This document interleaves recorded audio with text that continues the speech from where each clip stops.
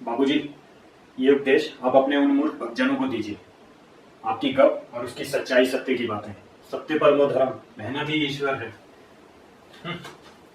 फालतू की बात है। आपका आश्रम और उसका भंडार एक ही चट्टे बट्टे के हैं दोनों। आपका यंत्र, पाक, गठड़े और उसका अचार, मसाला, साबुन और तेल सबके सब गए गुजरे।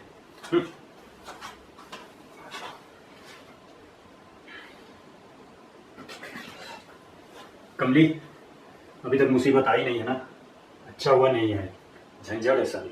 और नहीं तो क्या, एकदम भंकस। क्या धंधा है ये? उसे देखते ही सर भनकता है मेरा। सच कहूं, खून खौलने लगता है, पूरा बदन तपने लगता है। क्या अधिकार दिया था उसे यहाँ आकर ये सब गुड़ गोबर एक करने का? किसने दिया उसे ये अधिकार? कमली, बाबूजी चाहे जो करते, उन्होंने हमें जन्म तो दिया है, लेकिन इसने, ये कौन है? ये सिर झुकाकर आई, मेरी पत्नी बनकर इस घर में आई और दूसरी बाबूजी बन बैठी। कमली माँ, मेरी गृहस्थी चौपट हो चुकी है। कहाँ रही मेरी गृहस्थी? कहाँ है मेरी पत्नी? मेरे साथ वालों की शादियां हुई, दो दो बच्चों के बाप बने बैठे हैं वो, और मैं, मेरी बीवी तो बिजनेस करती है ना।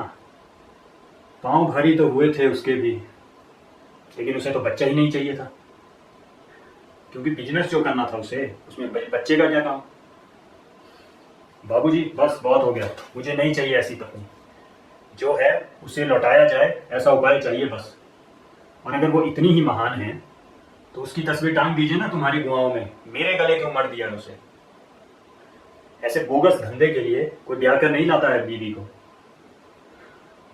गृहस्थी बसाने के लिए, अपने लिए, अपनी बात मनवाने के लिए की जाती है शादी। आपने भी तो की शादी, हमारी माताश्री से ब्याह रचाया, और फिर ये ढिंढोरा पीटते रहे कि एक लोटा और एक कम्बल के सहारे आपने गृहस्थी निभा दी इतनी बड़ी। लेकिन सच बात तो यह है कि इसमें आपकी अकेले की कोई हिम्मत नहीं थी। हमारी माताश्री ने आपकी बात मानी, आपकी पत्नी पत्नी बनकर रही, तब आप इतनी बड़ी गृहस्थी निभा पाए हैं। कमली, तेरी शादी होने की एक आस थी, लेकिन अब वो भी खत्म। तेरी शादी के लिए बचाए हुए सारे पैसे खर्च कर डाले तेरी उस भाभी ने, अपने उस बोगस धंधे के प्रयोग के लिए। और श्री, तू भी उसकी जिद का बकरा बना पड़ा है। तेरे स्कूल की फीस तक देने के पैसे नहीं है उसके पास। तेरा नाम तक खारिज किए जाने की नौबत आ चुकी है। माँ, आए दिन दरवाजे पे लेनदार खड़े रहते हैं। इससे पहले तो कभी नहीं होने दी तूने इस घर की बेइज्जती। कहीं तीज त्योहार, कहीं नामकरण, कहीं गोद भराई की रस्म, सबसे पहले तुझे ही बुलाते थे ना। लेकिन अब कोई पूछता है तुझे? और मैंने गृहस्थी बसाई ही कब थी?